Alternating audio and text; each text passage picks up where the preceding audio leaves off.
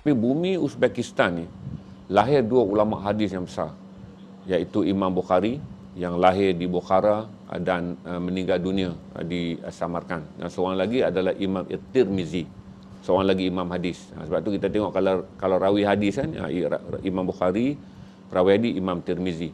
Mereka bukan orang Mekah, mereka bukan orang Arab.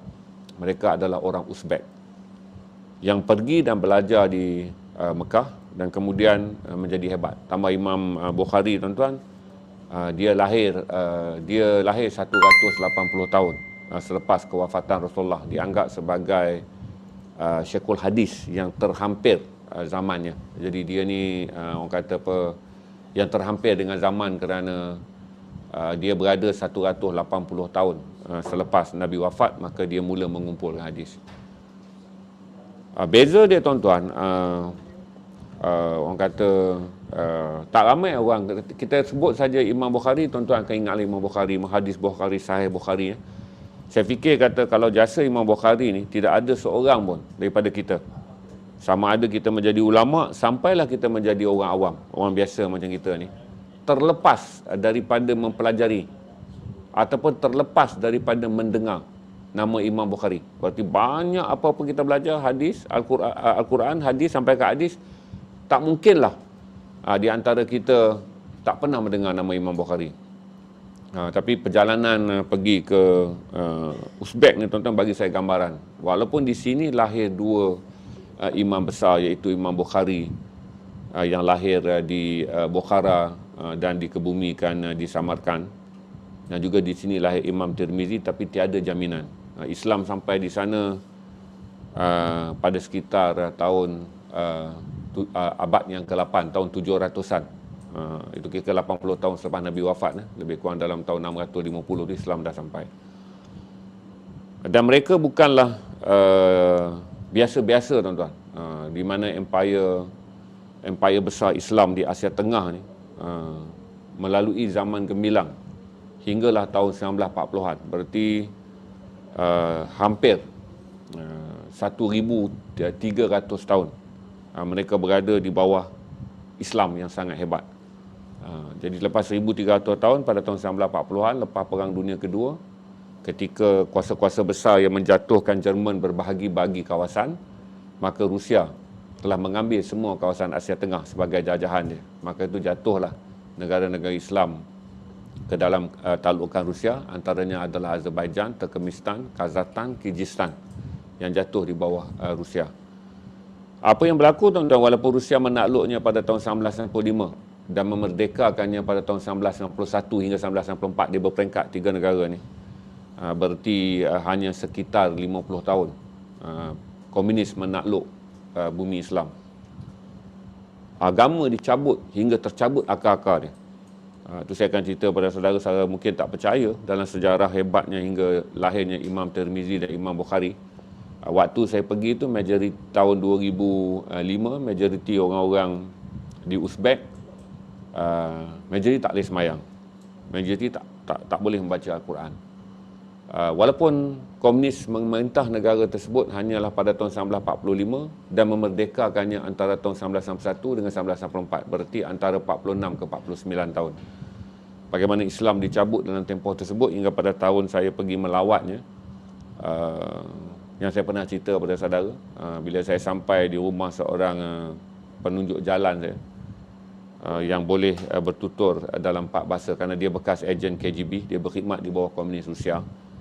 Jadi apabila negara-negara ini merdeka, orang-orang yang mempunyai pertalian dengan KGB dipulaukan. Jadi Abdul Rahman ni, kerana dia dianggap sebagai seorang komunis, maka dia dipulaukan.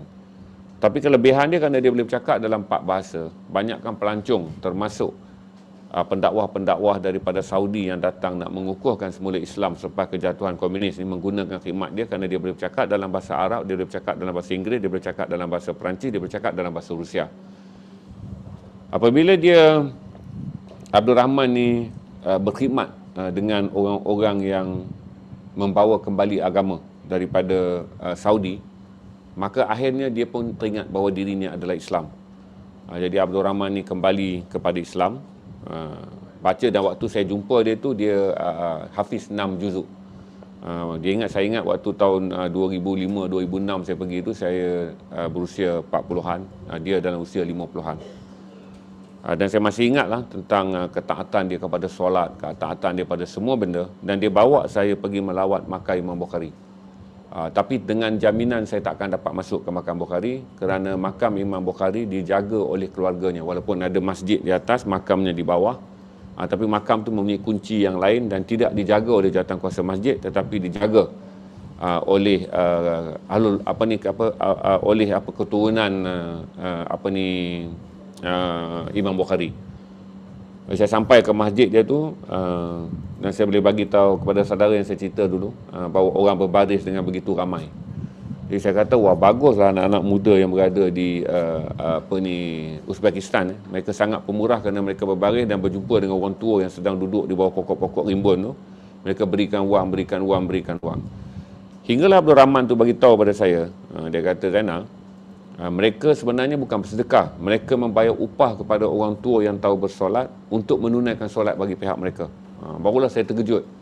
Jadi saya tahu one day terus buat stand apa. Masa tu saya pergi dengan Wan Kamarudin untuk dokumentari ziarah. Jadi Wan Kamarudin terus dia berdiri untuk rakamkan stand apa, menunjukkan bagaimana orang-orang yang muda yang ingin bersolat tetapi tak tahu bersolat, memberi sedekah ataupun upah kepada warga tua yang masih tahu bersolat untuk menunaikan solat bagi pihak mereka. Jadi tuan-tuan, dia memberikan gambaran kepada saya bahawa walaupun ini bumi yang melahirkan seorang ulama hadis yang dianggap terpenting lah. Maksudnya Imam Bukhari ini kalau kita sebut terpenting, siapakah ahlul hadis yang tidak merujuk kepada Imam Bukhari? Kita pun tuan-tuan, kalau kita nak cari benda-benda basic yang bukan fix sangatlah, kita buka untuk cari, kita akan cari dalam Sahih Bukhari. Dan jumpa Sahih Bukhari, kita yakin boleh pakai hadis ni kerana ini adalah Sahih Bukhari. Tapi tuan-tuan, bila hanya 50 tahun saja komunis takluk, negara tu jadi macam tu. Dan lebih menyedihkan tu tuan-tuan, bila saya pergi tu, walaupun tiada jaminan saya boleh masuk ke makam Imam Bukhari, tapi ada jaminan saya boleh merakamkan majlis perkahwinan. Kerana penunjuk jalan saya tu, pemandu pelancong saya tu kata, hari ni akan ada 2 atau 3 pasangan yang akan berkahwin di masjid, di tempat Imam Bukhari dimakamkan. Kami sampai tuan-tuan nak shoot. Selain daripada saya cerita pada saudara adalah tempat ambil wuduk tu, karamah dia tu adalah tempat yang kita nak ambil wuduk tu tumbuh sebatang pohon. Dia nampak daun-daun tutup. Kecuali kalau kita jenguk daripada dalam, barulah kita nampak bahawa dahan dia adalah alif lam lam ha, tapi ditutup oleh daun yang rimbun. Jadi kata shoot daripada luar tak nampak. Kena jenguk daripada dalam, barulah nampak alif lam lam ha kepada dahan di tempat pancuran air untuk kita ambil wuduk dalam masjid, di dalam kawasan makam Imam Bukhari. Cuma kita tak boleh nampak makam Imam Bukhari daripada luar, kerana masjid tu dibina di atas, kena turun satu terowong kecil, di bawah tu seperti dalam kawasan gua, dalam gua itulah dimakamkan Imam Bukhari. Tuan-tuan dan puan-puan, saya nak kongsi cerita ni pada saudara bahawa betul saya kata lagu Rehan tu, iman bukan untuk diwarisi, tak ada jaminan. Walaupun orang-orang Uzbek ini memiliki 2 orang syekhul hadis yang sangat hebat, Imam Bukhari dan juga Imam Tirmizi, tetapi pada tahun saya pergi tu, bukan panjang tuan-tuan, 1300 tahun mereka memiliki kemakmuran Islam, di mana hanya selepas 80 tahun Nabi wafat, Islam sampai tempat mereka. Mereka membina empire yang sangat hebat, King Timur segala macam tu tuan-tuan. Untuk pengetahuan tuan-tuan, Asia Tengah adalah kawasan yang menyediakan monumen Islam yang terbanyak di dunia. Ada 600 monumen, daripada Uzbek pergi ke Kazakh, sampai ke Kyrgyz, pergi ke Azerbaijan. Ada 600 lebih monumen Islam yang digazetkan oleh UNESCO sebagai tapak warisan dunia. Jadi kalau kita masuk ke tanah Arab pun tuan-tuan, ke Mekah, bawa pergi sampai ke bumi para anbiya pun, jumlahnya tak akan sama dengan monumen-monumen yang dibina di atas nama agama oleh orang yang kemudiannya, kaumnya kemudiannya yang saya katakan sebahagian besarnya tak boleh bersolat.